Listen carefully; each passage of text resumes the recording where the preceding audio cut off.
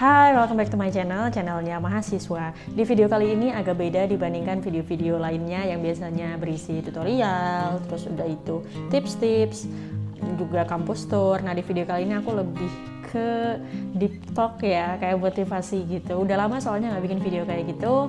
Dan juga ini ada request dari teman-teman di Instagram, coba deh dibuat videonya di YouTube juga. Nah, jadi salah satu request konten yang paling banyak adalah buat menceritakan soal fresh graduate tapi kok belum dapat kerja, kira-kira harus kayak gimana. Tapi sebelumnya jangan lupa klik subscribe dan turn on notification biar kamu nggak ketinggalan informasi terbaru dari video-videoku selanjutnya. Nah, jadi ini based on true storyku sendiri, karena dulu waktu aku fresh graduate lulus S1, aku nggak bisa langsung dapat kerja kayak teman-temanku yang lain.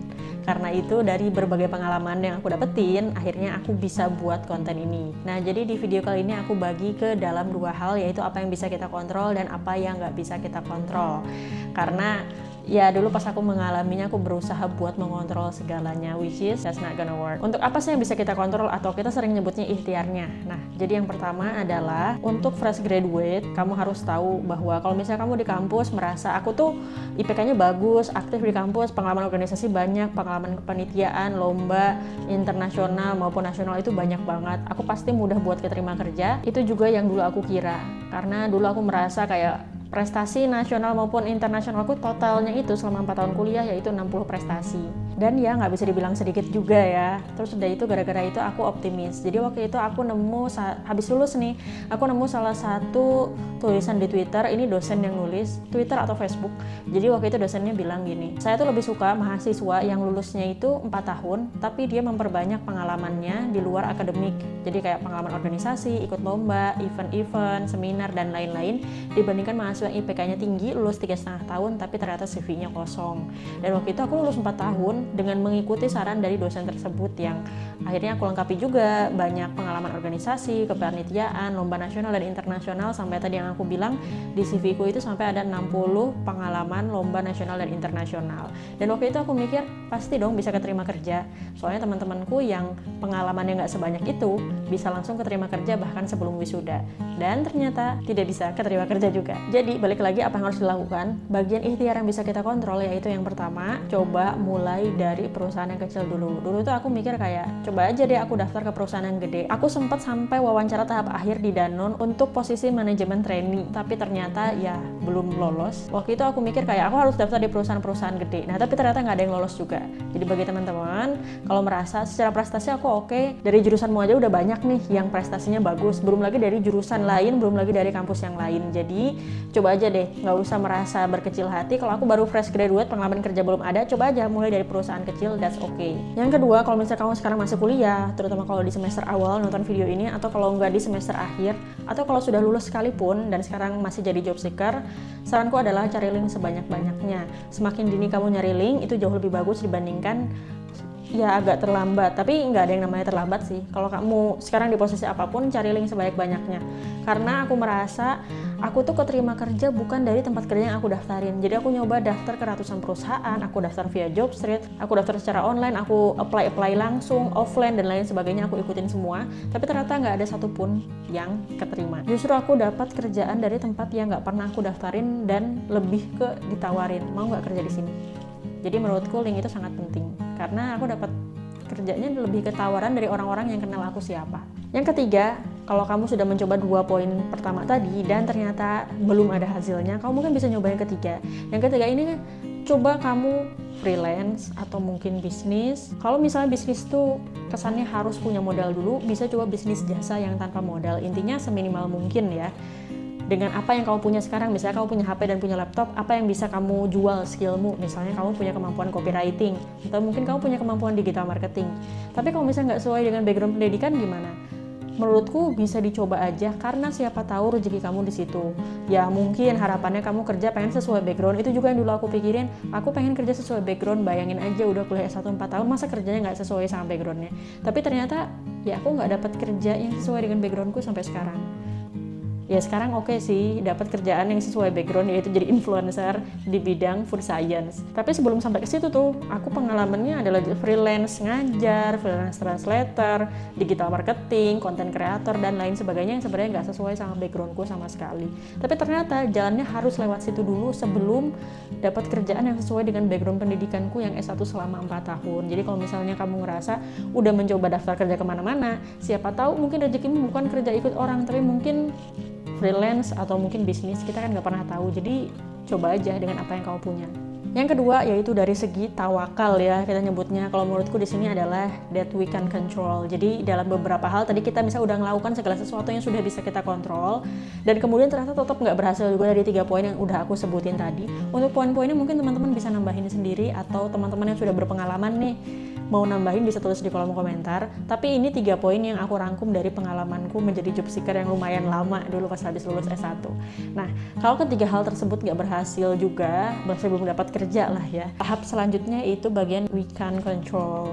Jadi itu udah maksudku masuk ke tahapnya kita tawakal dan coba take a deep breath, tenang dulu, tarik nafas, terus udah itu pikir deh, coba mungkin ada sesuatu yang harus kamu pelajari sehingga kamu dapat masalah ini. Kayak ya kita lulus belum dapat kerja itu kan masalah ya, apalagi bagi teman-teman yang merasa itu adalah quarter life crisis. Aku percaya bahwa everything happens for a reason. Dulu aku mikir kenapa ya aku harus kayak gini, perasaan aku kuliah udah totalitas.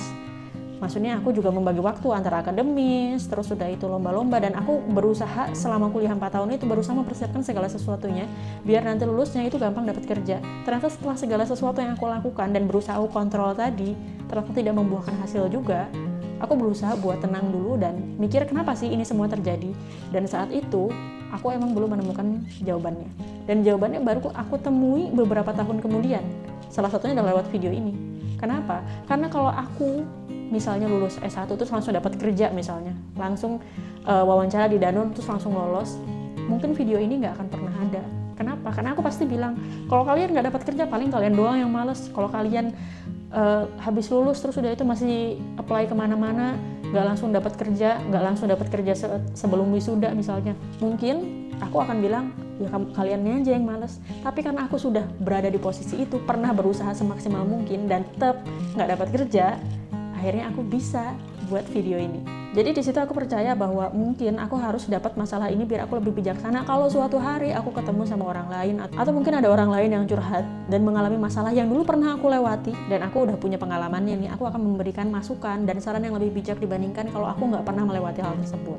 Jadi teman-teman, kalau misalnya sekarang udah buntu banget, bisa mencoba take a deep breath, atau mungkin siapin kertas, di situ tulis sebenarnya Tuhan pengen berusaha mengajarkan aku apa sih dari masalah ini, karena menurutku everything happen for a reason gitu. Yang kedua, kamu tidak perlu bersaing dengan siapapun. Coba tanya ke diri kamu sendiri, sebenarnya ya kamu tuh pengen keterima kerja di suatu perusahaan tertentu, atau mungkin apa yang sedang kamu lakukan sekarang sebenarnya karena benar-benar kamu pengen, karena ini yang benar-benar kamu inginkan, atau karena kamu merasa kamu sedang bersaing dengan orang lain.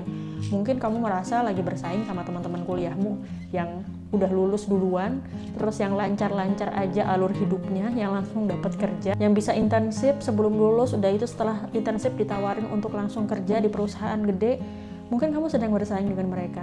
Nah, coba kamu tenang dulu, terus udah itu kamu butuh waktu buat mengurai semua pikiranmu, terus udah itu coba tanya ke diri sendiri, sebenarnya aku benar-benar pengen nyari kerja dan melamar kerja di sini atau enggak? Atau mungkin sebenarnya kamu nggak pengen kerja, pengennya mungkin lanjut kuliah S2, atau mungkin pengennya bisnis, atau mungkin pengennya berkarir di bidang lain yang nggak sesuai backgroundmu, tapi kemudian lingkunganmu membentuk pola pikirmu, kamu harus kerja sesuai dengan backgroundmu.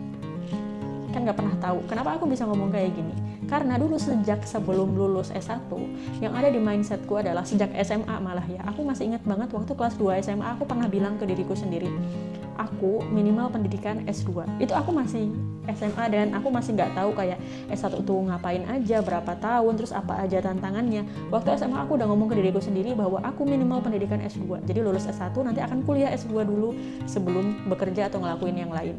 Nah, setelah aku lulus, atau kalau nggak di semester-semester akhir, teman-temanku kan yang udah lulus terus langsung dapat kerja. Kerjanya ya bentukannya sesuai mindset yang dibentuk sama dosen-dosen waktu kuliah.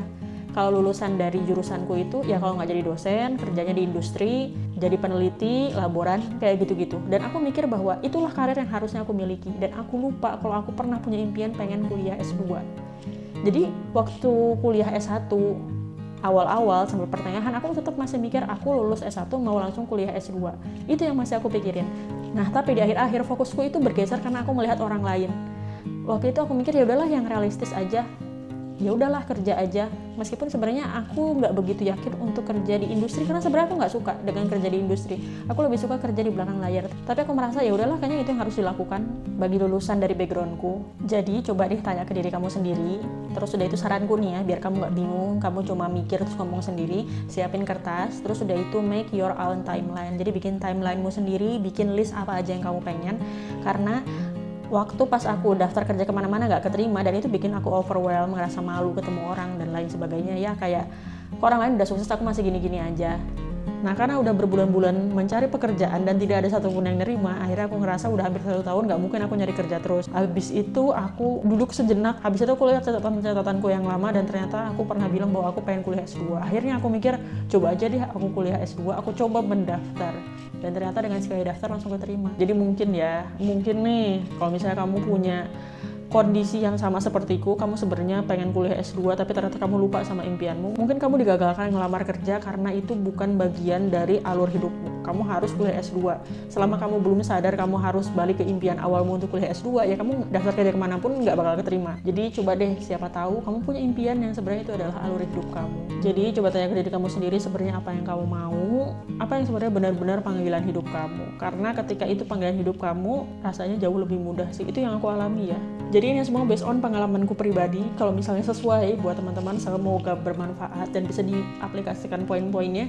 Tapi seandainya emang masih belum sesuai, aku harap teman-teman bisa menemukan jalannya sendiri dan nanti bisa tulis di kolom komentar gimana sih pengalamannya sebagai job seeker dan pelajaran apa yang bisa teman-teman dapat.